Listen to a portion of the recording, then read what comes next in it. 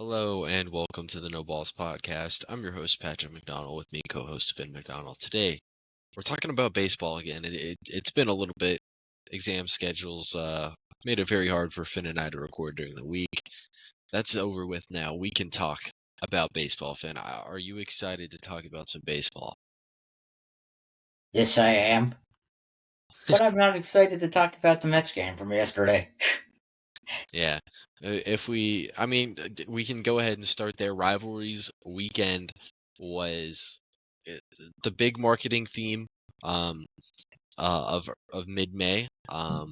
The Mets played against the Yankees. The Dodgers and Angels played each other.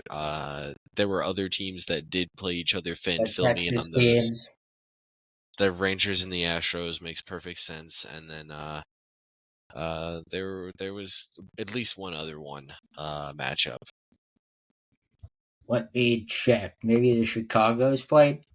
Yeah, it might have been the Chicago teams, or I don't think it was the A's It was the Jack. Chicago teams. Okay, so same city teams, with the exception of the two Texas teams that are. I don't know geography-wise how proximal they are. Probably an hour or two away from each other, so they're not that proximal. Um, what do we think about rivalry weekend, Finn? Maybe you could talk about any of the games specifically, or just the idea of rivalry weekend in general as like a major push for MLB.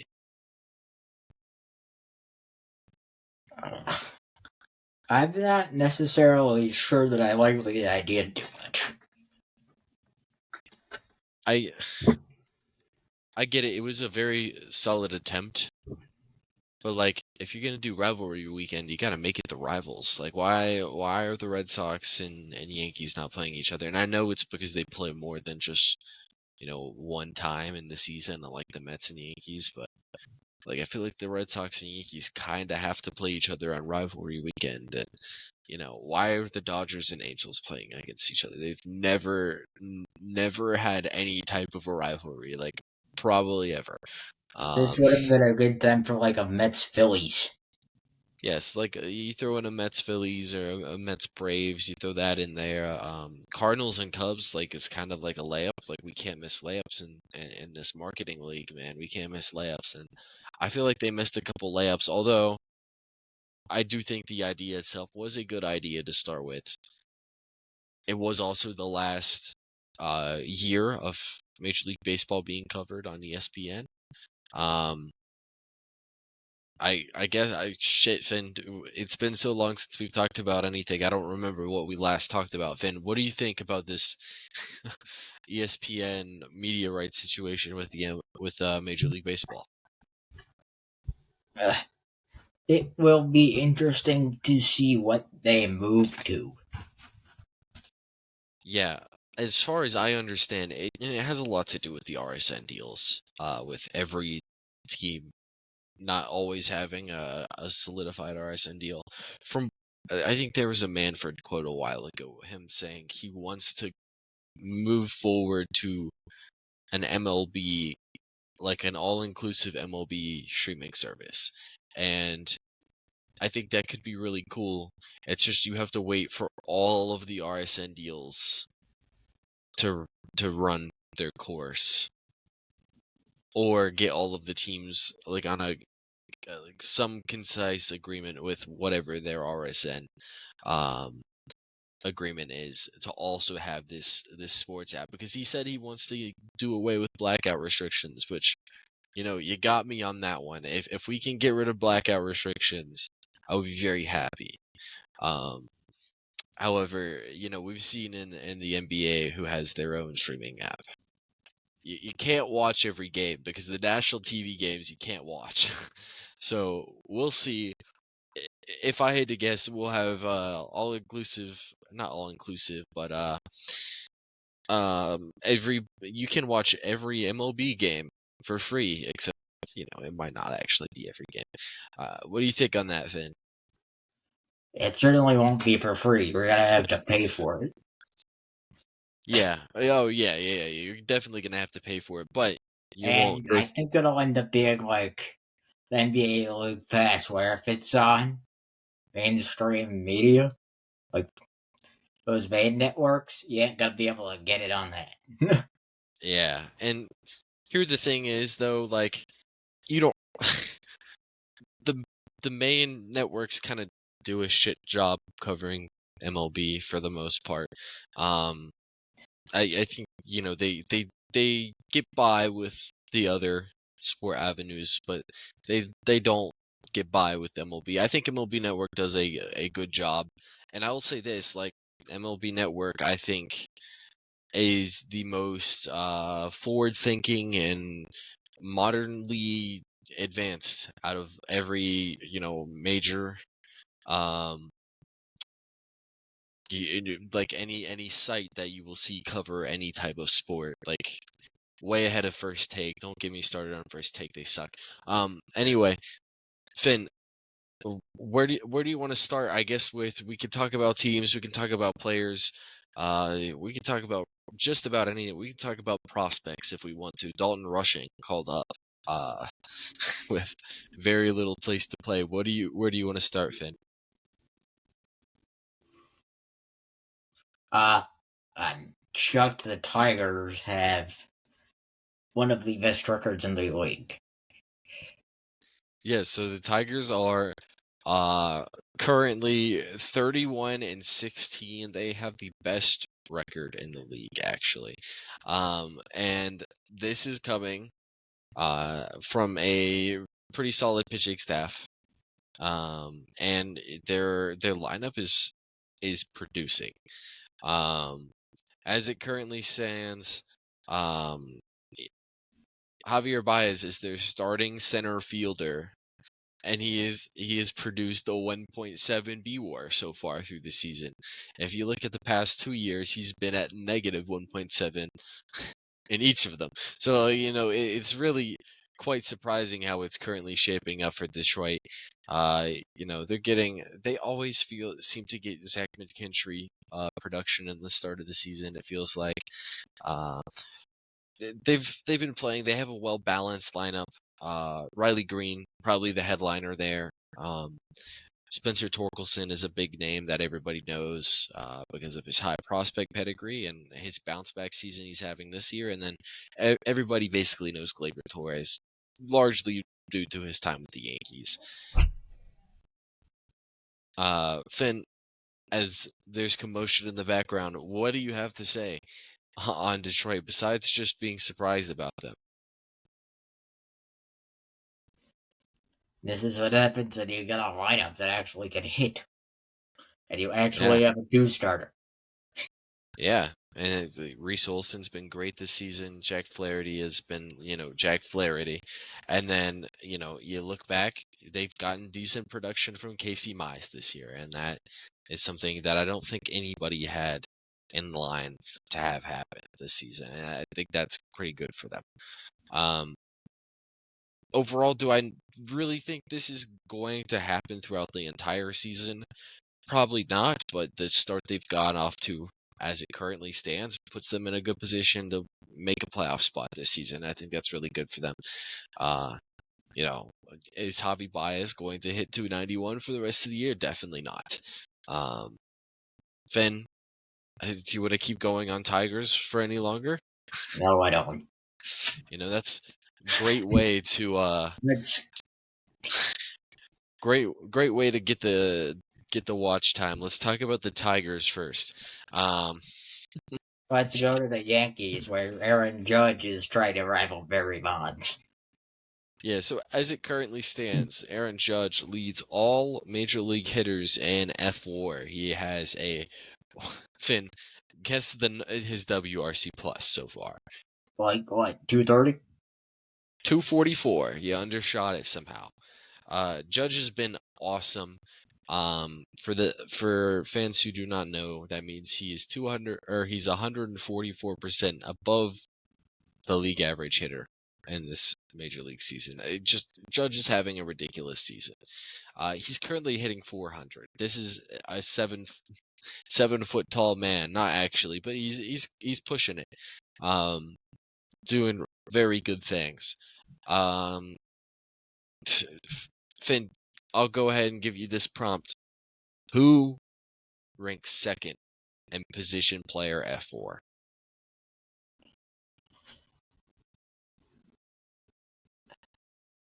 Trent Grisham. It is not Trent Grisham. I actually do not see Trent Grisham in the top 25, barring me being blind. Pete Crow Armstrong currently ranks second. Big power boost for Pete Crow Armstrong. It's been well noted.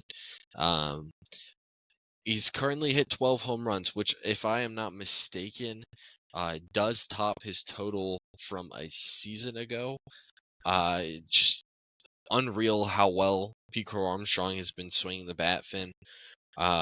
Even as someone who really did believe in him, I didn't see 30 home run power in the cards for him. What do you have to say on Pete Crow Armstrong, Finn? This is ridiculous. Yeah, he's proving me wrong. I saw a second coming of Kevin Kiermaier. Yeah, and that is an excellent player, and worth half a season of Javier Baez and a year and a half of Trevor Williams. But god dang, who was gonna tell me this was on the cards? I didn't think it was. As it currently stands, there is a home run leader named Shohei Ohtani. I'm not sure if the casual fan knows about him, but he's pretty good. He has played on both sides of the Los Angeles rivalry. Way to go, Shohei Ohtani. Obviously, Aaron Judge leads Major League Baseball in offensive runs, and Pete Crow Armstrong leads Major League Baseball in defensive runs. I don't think there's any surprises there. As it currently stands, leader in stolen bases, Finn, do you know who it is?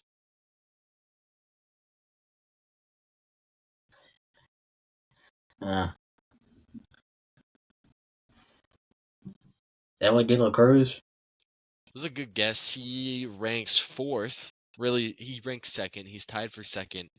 Ranking first is Luis Robert Jr.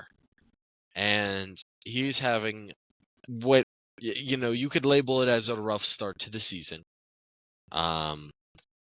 He currently has a 69 WRC plus, but he's stealing bases. And if Baseball Savant will pull up so I can look at it, he has slightly positive defensive numbers. His walk rate is at an all-time high. He's walking at a 12% clip. Barrel rates are considerably up from a season ago, and he's due for some positive regression. Luis Robert Jr. is very likely trade chip for any team that could be looking for a center fielder. Luis Robert Jr. has been extraordinarily good. I don't think, or has not been extraordinarily good, but I think there are better days in the future for Luis Robert Jr. Had to make sure I didn't screw that one up, because that would be objectively very wrong. Okay. I'm gonna give you. I'll just ask you the question. Major League leader in both leagues, so like American League leader, National League leader, in ERA, Finn. Who do you think leads each league in ERA? Max Fried. Max Fried ranks first in American League ERA. National League, what do you think? Kodai Senga. Nope. Kodai Senga. I thought he should be qualified. If for some reason he's not qualified and isn't showing up, then I apologize to Kodai Senga. Finn, Kodai Senga is not qualified. Kodai Senga currently has a 1.02 ERA though, so he would be the league leader. So shout out to Kodai Senga, but we're gonna also give a shout out to the other guy just since I pulled it up. Jesus Luzardo has a 2 ERA. Way to go, Jesus Luzardo. Fastball velocity is up, averaging 96 on average. So, Finn, I'll let you get the floor on anything that you want to talk about pitcher wise if you have anything there, and if not, you can go to hitters. I'm going to hitters. Are you worried about Juan Soto? Oh gosh. Well, this is coming right off of the 1 for 10 in the Subway Series. Yes and no. I mean, I would say it just looks like he's going through a slump, and the fact that you can say he's going through a slump with an 800 OPS is crazy. Finn, do you know what Juan Soto's where he ranks in percentile wise in average exit velocity? My guess is like 99. It's 97th. Take a guess where he ranks in expected slugging. Like 98th. 96th. Take a guess what that number is. Like 605. It's a 597. Expected average of 309. He's gotten a little unlucky to start the season. I think it does look like it's affecting him a little bit, but I am overall not concerned about this start to So Juan was Soto's he season. expected to 1 dot? I mean, I would think so, just based off how often he walks. It's hard for him. Yeah, I mean, I would assume so, because he already has close to a 400 on base.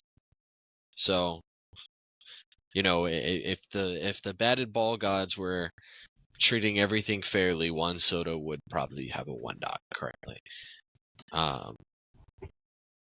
Yeah, I mean, I wouldn't be too concerned.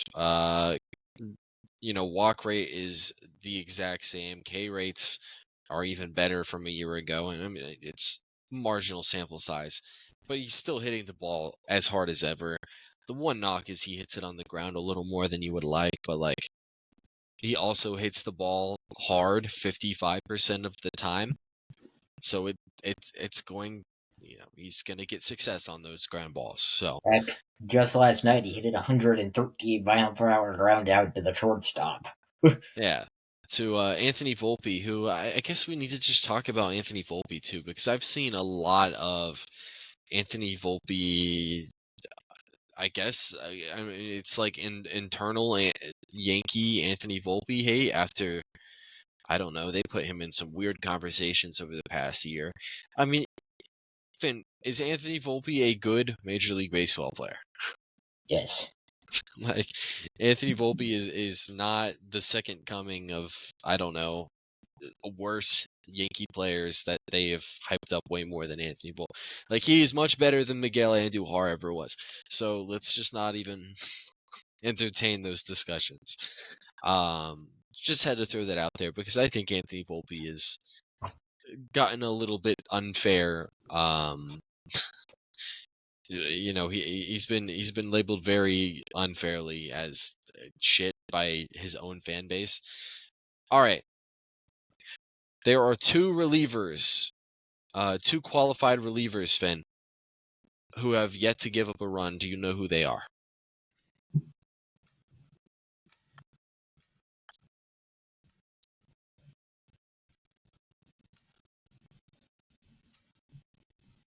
No.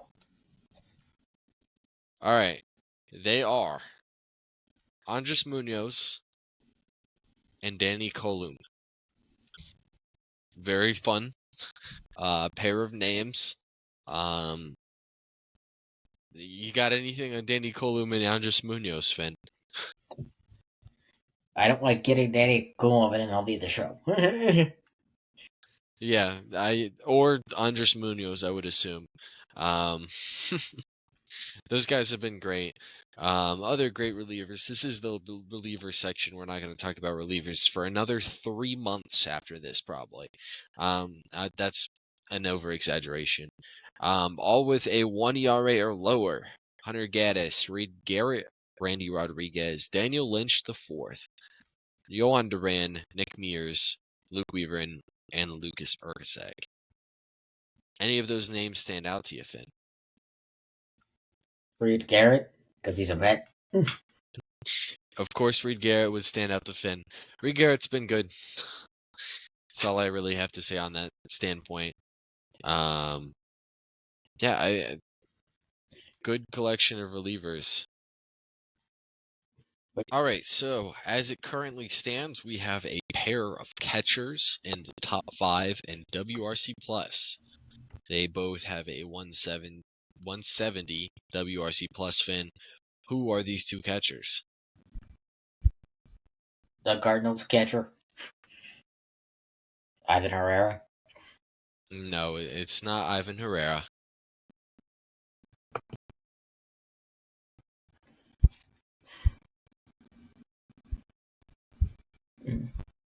Don't overthink it. William Contreras. No, I think William Contreras might have a 70 WRC plus. Adley Rutschman. No.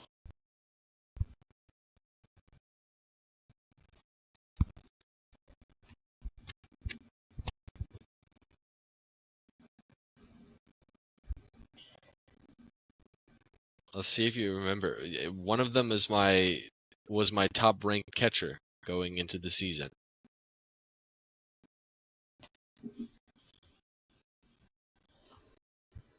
Cal Raleigh.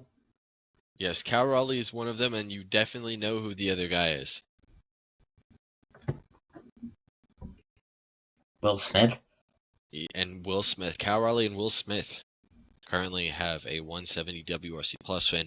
Anything that you want to read into here?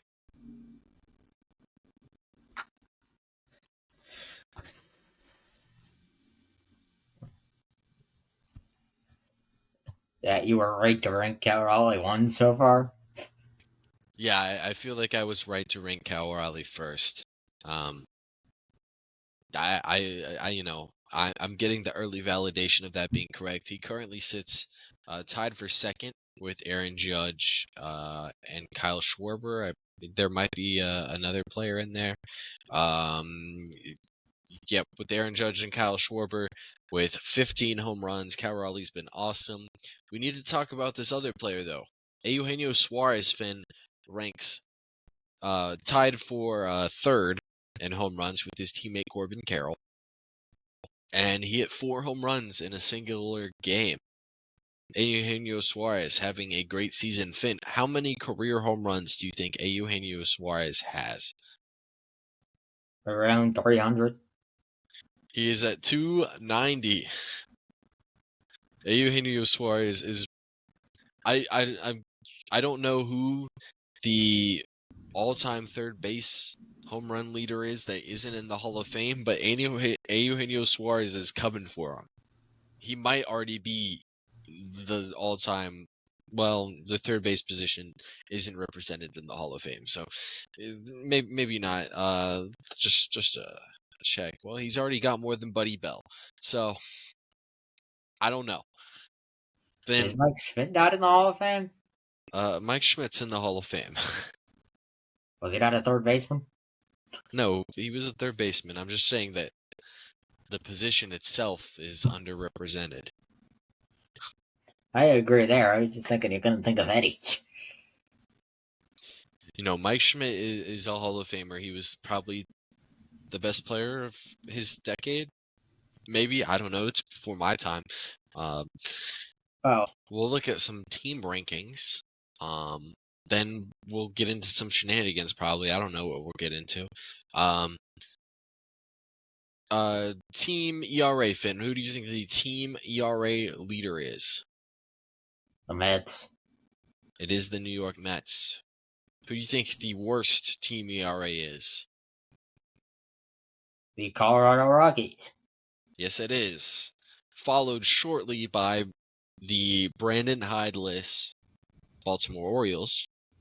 Shout I out would to. have guessed the Chicago White Sox. Well, they don't have shit pitching going out there 3 out of 5 days. So, I guess that is a Shane Smith shout out. Shane Smith has been awesome. I think he holds like a 2 ERA currently. Do you know who is the team leader in WRC plus currently?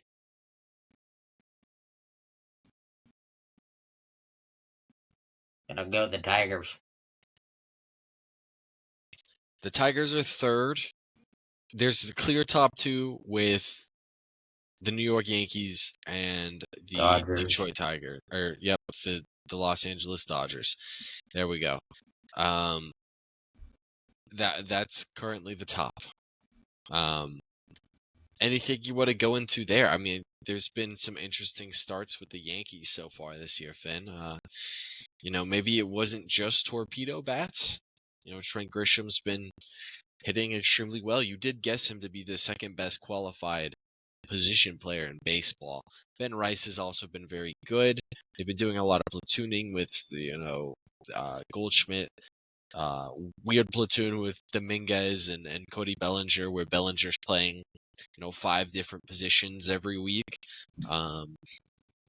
Is there anywhere you really want to shout out on the New York Yankees? I guess we already did the Volpe segment. What do you want to say, Finn? Honestly, their pitching staff without Garrett Cole is kind of surprising me. Yeah, I mean, we were mainly talking about the offense there, but it is very Max Fried heavy. Will Warren, Clark Schmidt, they've been okay. Carlos Rodon has been good. It's a nice bounce back from him. But Max Fried's been great. He currently, here, I'll just ask you, Finn, what do you think his ERA plus currently sits at? Like 140. Oh, way off. It is currently a 307. So that's been a tremendous start to the year for him. Like we said before, their bullpen's been good despite Devin Williams currently rocking a 7.3. Fernando Cruz, Luke Weaver, Tim Hill, and Mark Leiter Jr. are the main pieces there. Those guys have been very excellent. Luke Weaver, he stopped lifting his leg and then he stopped giving up hits. It's kind of crazy. Fernando Cruz, Finn, what do you think his K per 9 is? 10. You way undershot it. He's striking out 13 per 9. Just having an excellent start to the season. I mean, I don't know if the Yankees develop starting pitching very well, but god damn it, they've done some good things with relievers. So, and I think all of this is in spite of them having the lowest relief velocity out of all of Major League Baseball. Finn, do you want to go anywhere else with these Yankees? Yeah. Since we're talking about offense, what about the 2022 NL MVP? Bouncing back. Yes, that Aaron Judge guy? Yeah. I said NL. NL. Oh, Paul Goldschmidt. Yeah, that would be it. Yep. Paul Goldschmidt's been good. You're right. He's hitting leadoff in a lot of situations for them because, god damn it, somebody's got to get on base for Aaron Judge, and he's getting on base for Aaron Judge.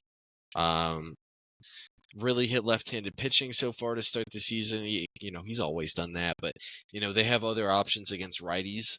So Goldschmidt's getting the bulk of his ABs against left-handed pitching, and it's given him some good results. He actually looks like he can hit now. If you look at his underlying metrics, where before it was like that's a league average hitter. Finn. I mean, do you got anything else on Goldschmidt? He's been good, impressive. No, I don't. Just needed to shout him out while we were talking about the Yankees. Yeah, we did. Because, I think we talked about everyone else, not Goldschmidt until just now. So, let's see. I mean, what else exists in Major League Baseball? Minnesota Twins, they won like 1 million games in a row. They had a very good stretch, and do you know what happens every time the Minnesota Twins start to play good baseball, Finn? They get hurt. Byron Buxton hits the IL. Him and Correa both just run into each other. Royce Lewis is already on the injured list, so the trio is having a great time on the IL right now. As a trio, they spent so much time on the IL. I feel for Twins fans. I feel for those players. Unfortunately, you never want to see those type of things happen.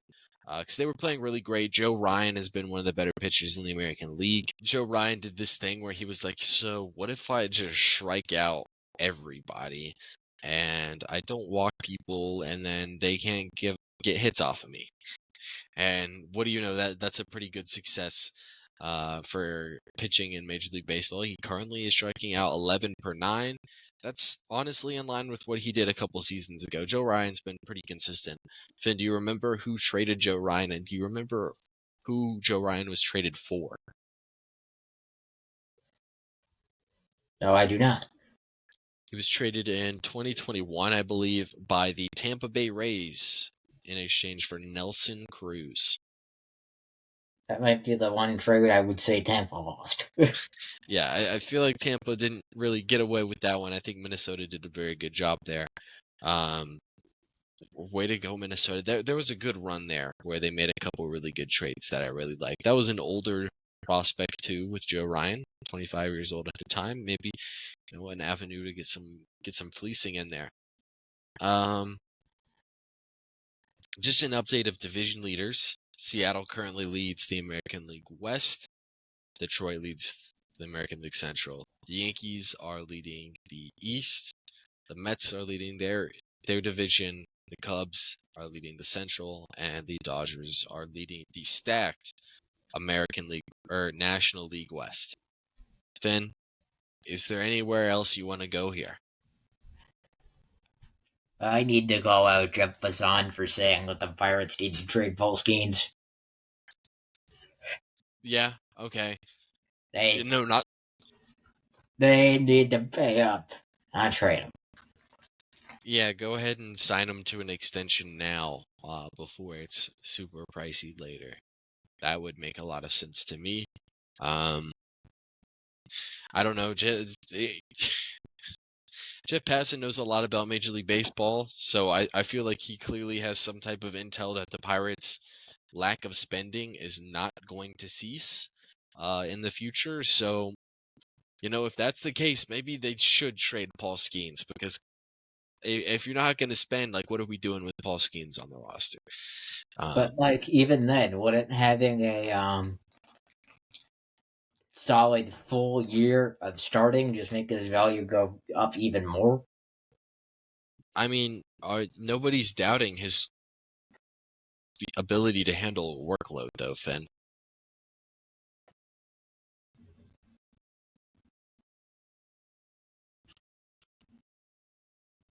I could agree with that, but there are probably teams doubting his ability to sustain what he sustained last year.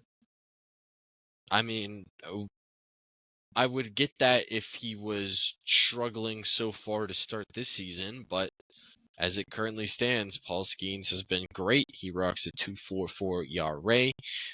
He's, the strikeout numbers are slightly down. I'm sure if I go and you look at the underlying whiff rates, they're about the same anyway, so it doesn't really matter. But Paul Skenes has been great. He's still striking out 9 per 9 anyway, so it's not like he's been terrible. Yeah, whiff rate before was 75th percentile, and this season it is in the 72nd percentile. 28% this season versus 31, or that's his chase rate, 29% last year. He's been just as good as he was a year ago, so I have no concerns about Paul Skenes.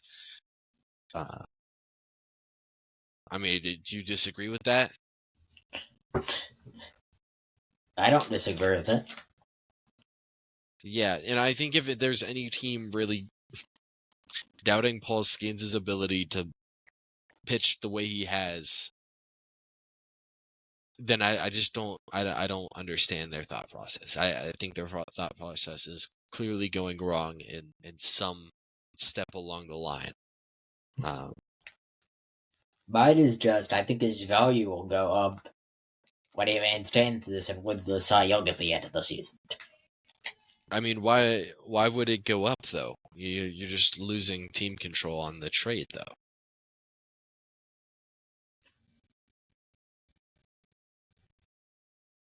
You lose team control, you lose a whole playoff run potentially. Yeah, I mean that's that's a lot of value getting taken away. I feel like right now he has the most value he'll ever have, I would think.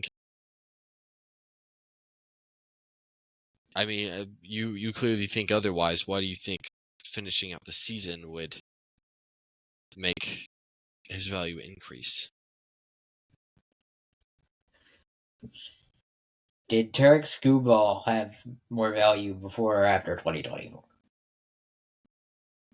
Tarek Skubal also didn't pitch at a Cy Young level before 2024.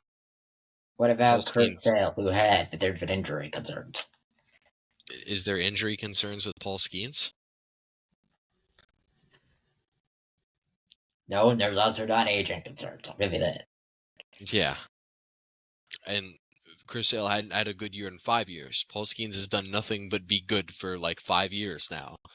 I just fail to see how his value is going to increase by taking team control off, you know?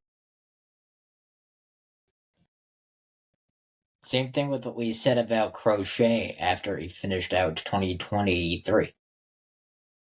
Yeah, but Crochet was like legitimately not handling a starter's workload. Like Paul Skenes went out there and was throwing 6 innings every start. Crochet was throwing 3.5 innings for the last 2 months of the year, and had been a reliever for the last 4 years prior to that season.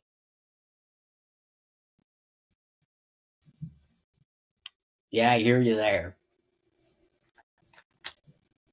Like I just don't see how waiting any longer increases Paul Skenes' trade value. I'm not advocating that they should trade him, but I'm saying if they want to maximize Paul Skenes' trade value, like it's probably at the peak right now, because these things happen a lot faster than you realize.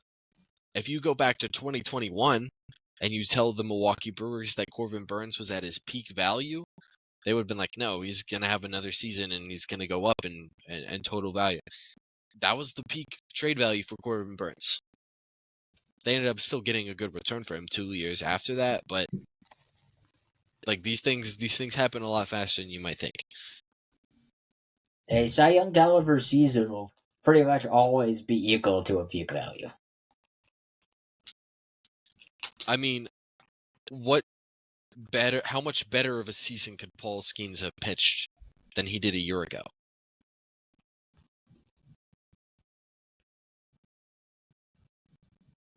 One where he shows you 32 starts and maintains what he did a year ago. Yeah, but like there was nothing pointing to whether or not he could sustain it. That's why everybody ranked him in the top 15. Like a lot of the reason he didn't make 32 starts is because the Pirates put him in the minors for the first 3 months of the year. Yeah, they were service time manipulated him. And it didn't end up working because he won Rookie of the Year, so he got the full year of service time.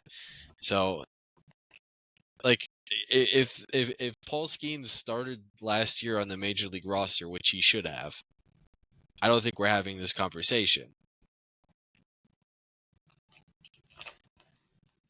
I don't either. Yeah. All right. I guess that was a sidebar. You know, I knew there was going to be some shenanigans we got into on the episode. You know, I can now put Paul Skenes and Livy Dunn in the thumbnail and title. Rack up all the views. Anyway, is there anything else we want to talk about baseball related, Finn? I guess I just thought of it while we were talking about losing a postseason. Jose Alvarado was suspended for 82 games. He is also ineligible for the playoffs. You got anything to comment on there, Finn? I think that next to Philly's a suitor for a bullpen arm.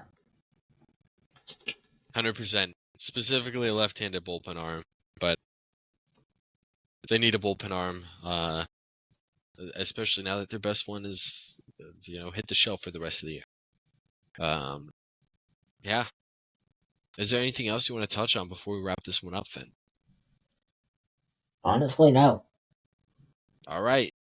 We're actually uploading and recording an MLB episode. This is crazy.